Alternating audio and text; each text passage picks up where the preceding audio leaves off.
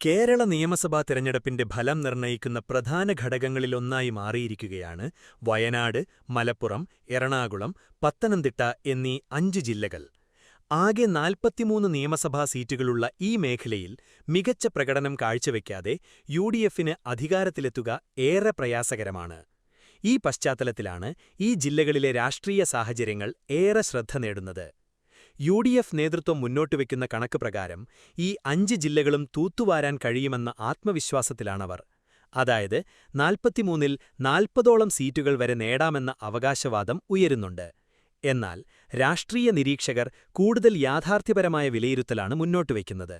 35 സീറ്റുകൾക്ക് മുകളിൽ നേടിയാൽ മാത്രമേ യുഡിഎഫിന്റെ ഭരണമോഹം യാഥാർത്ഥ്യമാകാൻ സാധ്യതയുള്ളൂ. മലപ്പുറം ജില്ലയിൽ മുസ്ലിം ലീഗിന്റെ സ്വാധീനം നിർണായകമാണ്. പതിവുപോലെ ഇവിടെ യുഡിഎഫിന് ശക്തമായ മേൽക്കോയ്മ പ്രതീക്ഷിക്കപ്പെടുന്നു. 12-ൽ 12